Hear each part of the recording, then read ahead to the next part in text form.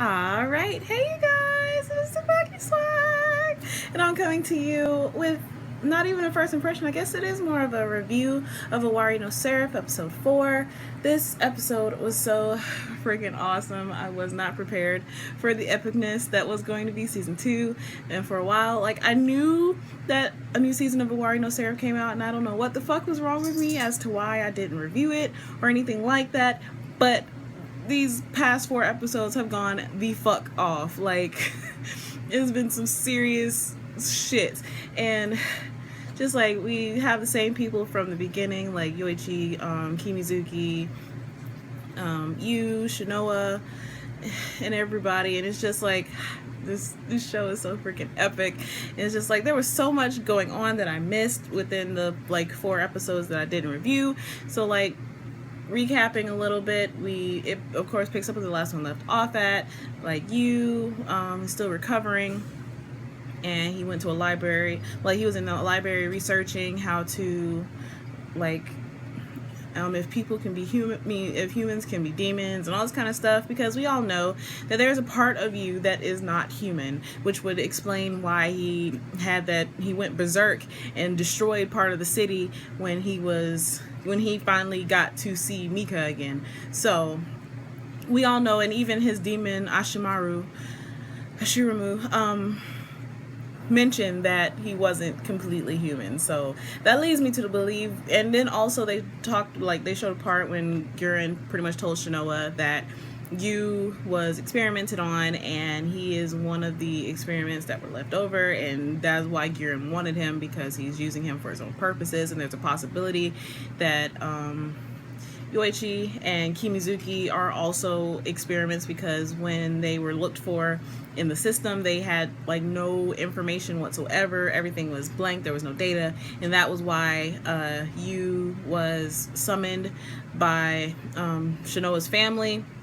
Even though Shinoa didn't have anything to do with it, that's why he was summoned, and they were pretty much going to blackmail him into telling them if he was a spy for the vampires, why was he there, blah blah blah, where did he come from, what does Gurren want with him, blah blah blah. So it was just a whole bunch of stuff, and it was really fucked up the way they went about it. They impaled both Yoichi and Kimizuki, which really fucking sucked, because they really didn't have anything to do with it, and you had absolutely no idea what was going on. So that was a really fucked up way to go about things. But you did eventually get to leave, and it was funny because Gurren even warned him about it beforehand, before going, but you of course didn't listen to him, and then all that shit happened. But they finally were able to be free, and they started working together, working as a team. And of course, Shinoa being the leader, she was questioning a lot of things that Gurren was doing, but they're still not 100% sure about Gurren and what he has going on, what he's planning, but they were still working towards being a better team. And it's just, they have improved so much. And then we found out that Yoichi actually was able to not necessarily fuse, I guess it's summon his demon out of his bow, which is pretty awesome. And it's really funny because he said that the way that he did it was he would sit and talk to it every night. So eventually they just became, I guess, friends. And of course, Yu and Kimizuki were pissed off and mad because they hadn't come into contact really with their demons yet. So of course Yu went first, and Yu started flipping out and shit, and they had to hold him down, but he was able to persuade Ashiramu to be to be friends with him. And he said, "I'll be your friend," blah blah blah. And Yu, being the cute funny person that he is, of course he was able to conquer his demon, and now he is able to summon him. I keep wanting to say her because it looks like a girl, but I found out that Ashiramu is actually a boy. But it wasn't as easy for Kimizuki, because when Kimizuki went inside of his weapon to talk to his demon, the demon almost took him over, and Kimizuki was about to turn shit up. At first I thought that they were going to have to fight him or kill him, because it looked like he was about to be taken over by his demon, but he was able to make his way out. and like his demon was pulling at his heartstrings, saying that he actually wanted to kill his sister. He wanted to leave her there because he just was a little kid himself and he didn't want to have to put up with her, blah blah blah. But that wasn't true. But Kimizuki was questioning himself, which really fucking sucks. I mean, that's what the demons are supposed to do. That's what they do. They make you question everything that you thought that you knew. But Kimizuki was able to come out of that one, and then him and you did like a duel to see whose was stronger, blah blah blah. And it was pretty fucking awesome that they could already summon their demon, and they had literally just gotten it. But I mean, I thought that part was pretty fucking awesome. And then of course, like, it moves on and we see like things happening with Mika. Like, Mika almost sucked the blood out of this child because his thirst was getting so bad. Because at one point, because Cruel is the one who turned him into a vampire, he has been drinking her blood because she is a vampire, because he said he refuses to drink human blood.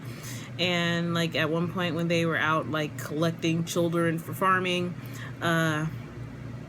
he tried to drink the blood from Cruel, and he saw her face and she was like, pretty soon this won't be enough for you, blah blah blah.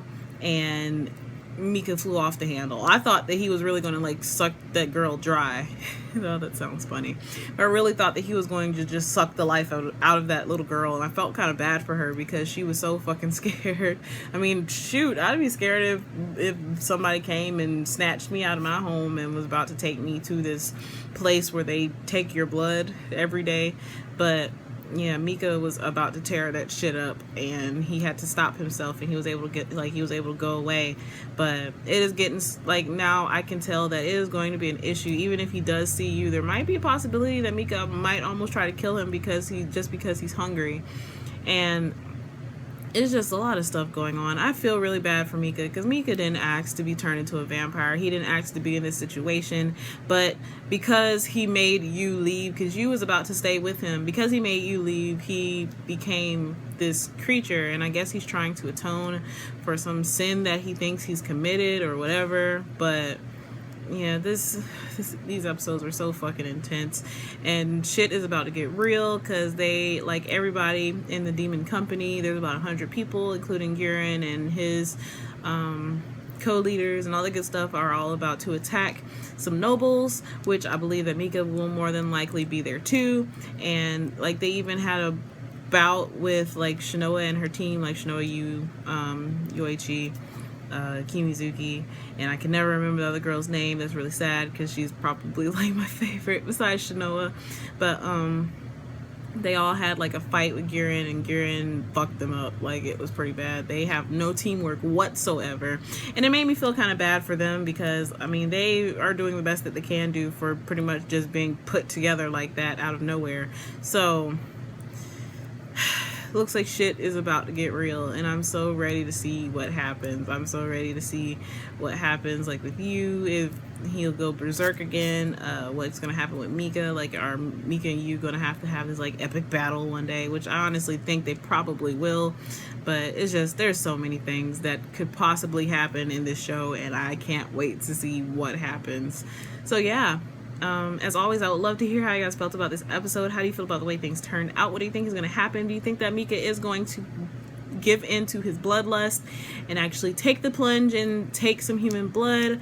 Do you think that you will be able to save Mika? Do you think that Mika will be able to become human again and not be a vampire anymore? Blah, blah, blah. Just whatever you guys think about this episode. How do you feel about the way the season is going in general? So yeah. So as always, please remember to comment, thumbs up, and subscribe. It helps out a whole lot. And this is TsubakiSwagg saying adios.